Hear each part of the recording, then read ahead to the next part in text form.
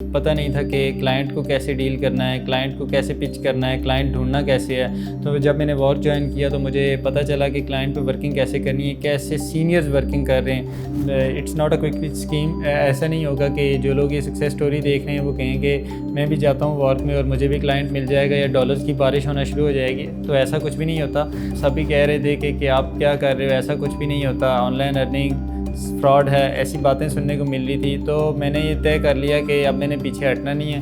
After struggle of 8 months मेरी earning $400 हुई। We are 4 figures agency right now.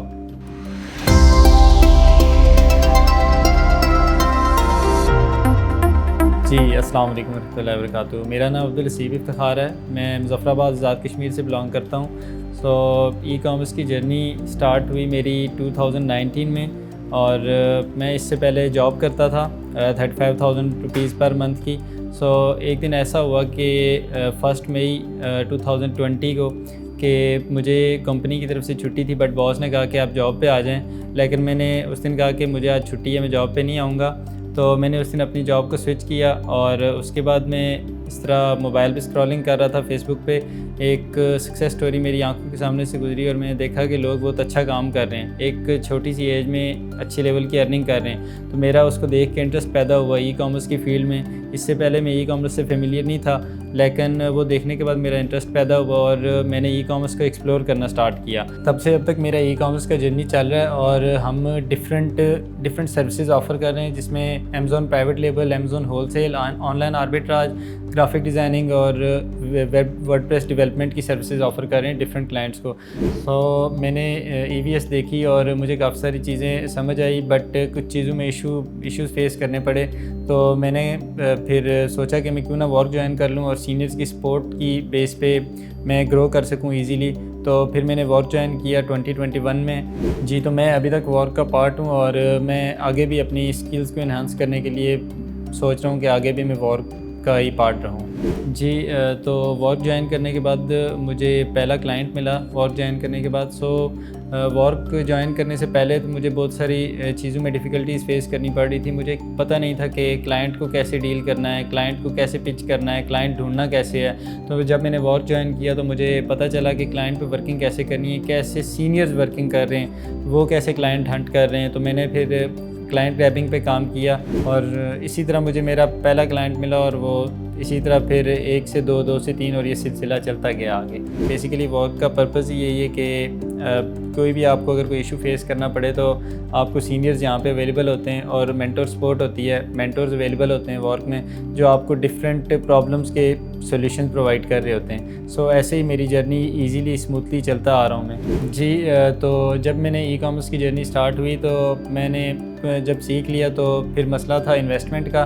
So investment जब नहीं थी मेरे पास तो मैंने फिर सोचा कि क्यों ना मैं सर्विसेज ऑफ़र करूं। मैंने अमेज़ॉन वर्चुअल असिस्टेंट की सर्विसेज ऑफ़र करना स्टार्ट की। इसी तरह मुझे मेरा पहला क्लाइंट मिला और लोगों को प्रोडक्ट हंटिंग में इश्यूज़ फेस करने पड़ते हैं, बट मैंने डिसाइड कर लिया कि मैं इसे एज अ चैलेंज लूँगा प्रोडक्ट हंटिंग को। सो मेरी जर्नी स्टार्ट हुई तो मैंने प्रोडक्ट हंटिंग पे बहुत फोकस किया, डिफरेंट टेक्निक्स को फॉलो किया, न्यू रिलीज़ और बेस्ट सेलर्स और डिफरेंट सेरिब्रो मैग्नेट इन्हें एक्सप्लोर किया और प्रोडक्ट हंटिंग में एक्सेल की अपनी स्किल को। सो प्रोडक्ट हंटिंग मेरी एक एक्सपर्टीज़ मेरी प्रोडक्ट हंटिंग में थी।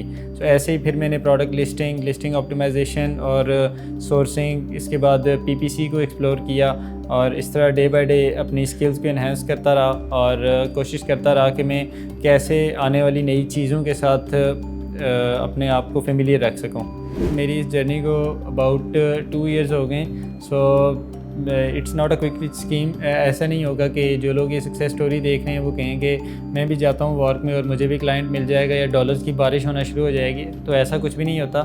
सो मुझे भी 2 साल लगे। पहले 8 महीने तो बहुत ही टफ़ थे, चीज़ों को सीखने समझने में टाइम लगा, टूल्स को अंडरस्टैंड करने में डिफ़िकल्टीज़ फेस आई और फेस करनी पड़ी। और उसके बाद फिर मुझे जब मेरा पहला क्लाइंट मिला 8 मंथ्स की एक ग्रेट स्ट्रगल के बाद मुझे मेरा पहला क्लाइंट मिला और फिर ये चीज़ें डे बाय डे आसान होती गई। फिर मुझे चीज़ें आसान लगने लगी और एक क्लाइंट, एक से दो, दो से तीन क्लाइंट, और जब क्लाइंट बढ़ते गए और काम का लोड बढ़ता गया तो मुझे आइडिया हुआ कि ये एक मेरे बस की बात नहीं है, मेरे साथ और भी लोग होने चाहिए जो इस काम को लेके चल सकें, क्योंकि क्लाइंट्स को फेस करना और काम करना, प्रोजेक्ट्स को डिलीवर करना, ये सारी हर्डल्स फेस करनी पड़ रही थी, अकेले बंदे का काम नहीं है। तो फिर मैंने सोचा क्यों ना टीम बिल्ड की जाए और इस काम को स्मूथली किया जाए। सो मैंने फिर वर्क से टीम मेंबर्स चूज़ किए जो अच्छा काम कर रहे थे, और फिर मैंने इस तरह अपनी टीम बिल्ड की, और फिर 8 बंदों की टीम है अभी। हम 8 to 10 पीपल्स हैं मेरे साथ टीम में। अभी हम डिफरेंट सर्विसेज ऑफ़र कर रहे हैं, एज एन एजेंसी काम कर रहा हूँ मैं जी। अगर अर्निंग की बात की जाए तो स्टार्ट में तो एज सच अर्निंग नहीं होती, क्योंकि बेसिकली स्किल्स को पॉलिश करना होता है। जब स्किल्स में एक्सेल हो जाता है बंदा तो फिर ही अर्निंग बढ़ती है। तो ऐसे ही मेरे साथ हुआ। स्टार्ट में मेरी अर्निंग 0 थी, but after struggle of 8 months मेरी अर्निंग $400 हुई, फिर जो ऐसे ही बढ़ती चली गई, और right now we are earning in $4 figures. We are 4 figures agency right now.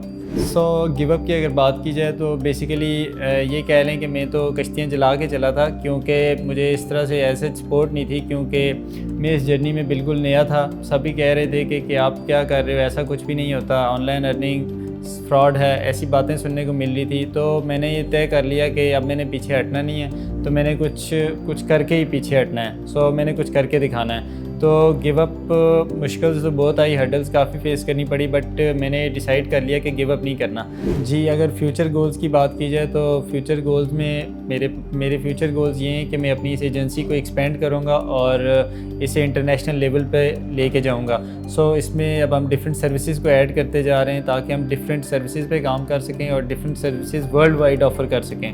इसीलिए हम डे बाई डे अपनी सर्विसेज को एक्सपेंड कर रहे हैं और लाइक माइंडेड पीपल्स को अपनी एजेंसी में ऐड कर रहे हैं। So we can offer the best services all over the world जी।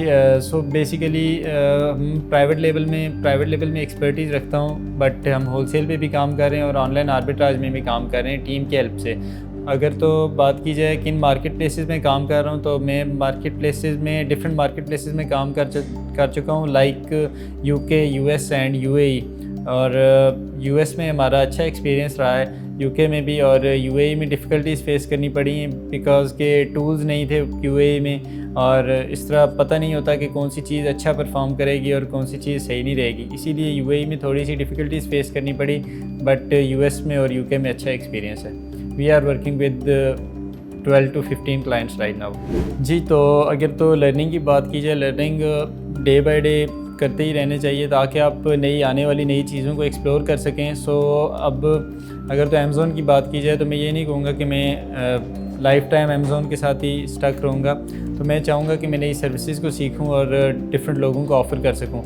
तो इसीलिए मैं अब डिजिटल मीडिया मार्केटिंग को सीख रहा हूँ, और सो के in future search engine optimisation पे भी काम करूँगा और डिफरेंट स्किल्स को एक्सप्लोर करूँगा।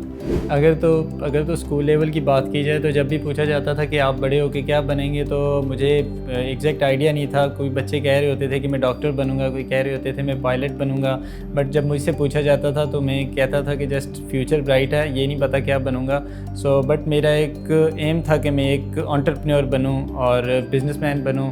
अगर तो स्ट्रेंथ की बात करें तो ये मेरी स्ट्रेंथ है कि मैं किसी भी काम को करने का सोच लूँ या इरादा कर लूँ तो उसके बाद मैं पीछे नहीं हटता जब तक कि वो काम पूरा ना हो जाए। सो उस काम को पूरा करके ही पीछे हटता हूँ। थ्रू आउट मेरी सारी जर्नी में मुझे इनेबलर्स ने बहुत हेल्प किया। सो बेसिकली मेरी जर्नी स्टार्ट ही इनेबलर्स की वजह से हुई। इनेबलर्स की इनेबलिंग वीडियो सीरीज़ को मैंने एक्सप्लोर किया और उसके बाद मुझे पता चला कि अमेज़ॉन क्या है और इस पर कैसे काम किया जाता है, टूल्स कैसे वर्क करते हैं। So I am really thankful enablers for helping us and creating more opportunities for incoming guys. जी मैं ऑडियंस से ये कहना चाहता हूँ कि आप ये सक्सेस स्टोरी देख के जस्ट इस सक्सेस को ही ना देखें, इसके पीछे बहुत सारे ड्रॉबैक्स भी होते हैं और काफ़ी सारी हर्डल्स भी फेस करनी पड़ती हैं। आपके सामने जस्ट एक सक्सेस आ रही है बट आपको नहीं पता कि इसके पीछे स्ट्रगल कितनी है, इसके पीछे टाइम कितना है, टाइम और एफर्ट्स कितनी है। सो बेसिकली आप जस्ट सक्सेस के ऊपर फोकस ना करें और स्ट्रगल्स को भी माइंड में रखते हुए इस जर्नी में आएँ